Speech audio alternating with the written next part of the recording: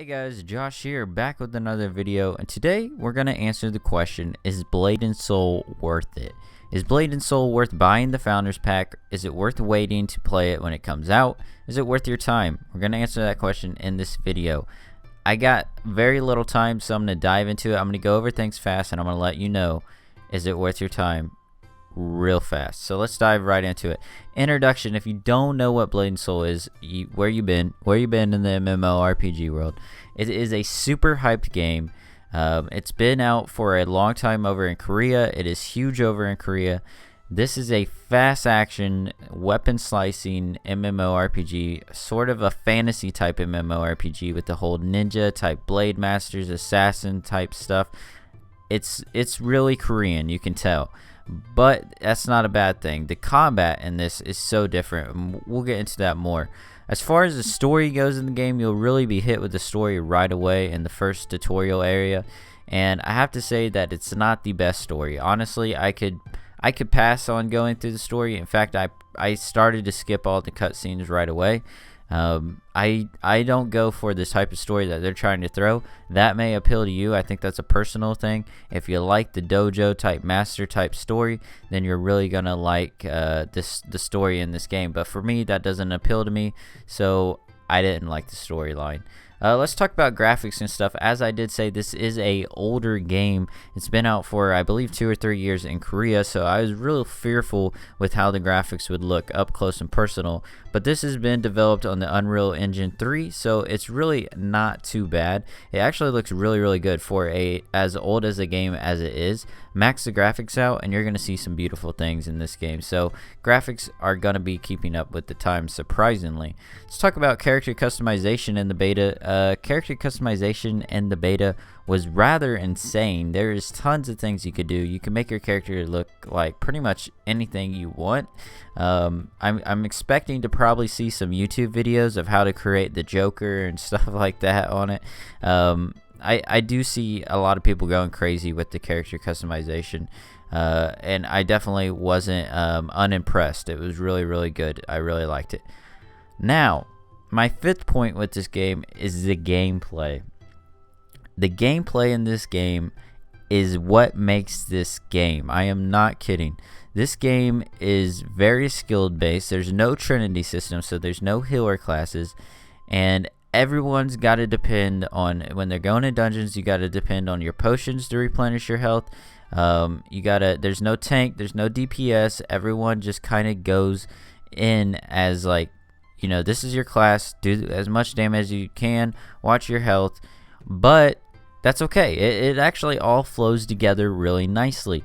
And the combat in this game, when you're going around, either you being in a dungeon or you're PvE and doing some quests, or where it really shines, the PvP, it feels totally different from any other game I have ever played. Probably the most closest resembled game, and it's not even out yet in North America, is Black Desert. Black Desert has a little bit of a different type of combat system, but they are very similar. And the combat in this game feels smooth. It feels great. Now, the difference between this game and Black Desert is the combat in this game, it opens up your skills as you're doing different things or different combos. So once you start doing different combos, you unlock different skills that you can do. So it's all about combos, and it's all about countering and blocking. It's a very high learning curve combat, especially for the PvP. Oh my god, do not jump in PvP until you reach endgame unless you have some serious confidence. I got raped, as you're going to see in this video right here. I got some PvP gameplay coming up, and oh my god, I get raped. But the gameplay is so satisfying when you're doing quests, and I'm going to get into quest. No, I'll do it now. So when you're doing quests, they're really grindy. It's nothing intuitive with the quest. It's nothing different. I do have to give them props on the way they design their quests. It makes it real easy to find out what you need to do, where you need to go, and all your questing just kind of flows together in one nice big flow. But here's my problem. It is just grinding that quest. But what makes it worth it is this combat, man. If you like this combat and you'll be able to tell that within the first 5 to 10 minutes of the game. If you like this type of combat, you will not mind doing the quest. You will not mind going out, grinding, doing these boring things. So combat makes everything okay. It makes the questing feel alright, and it really just, it doesn't bother you to go out and do these boring things, because the combat is so different, so unique. I mean, I'm sure there will be you'll get a time where you maybe will start to get bored once you figure out every single thing, but then just switch a class. And I mean, from the differences with the class and the combat with each different class, you're definitely going to have no boring times with the combat. So that's what makes this game, for me, that's the strongest selling point on this game, is the combat. And we'll get into the PvP because that's going to be another big thing for some, but let's keep moving on with some other points I got. Let's talk about equipment. Equipment is very different in this game, as in you don't really find, a new sword and then you upgrade your sword, a new piece of gear and put it on your player and look different. There's certain things that are cosmetic only, but there are some things that are upgradable.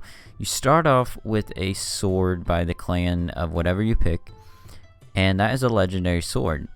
And you upgrade that sword and you evolve that sword by finding different pieces of lower swords and you sacrifice them. It's really hard to explain, but basically you will upgrade this single weapon throughout the entire game.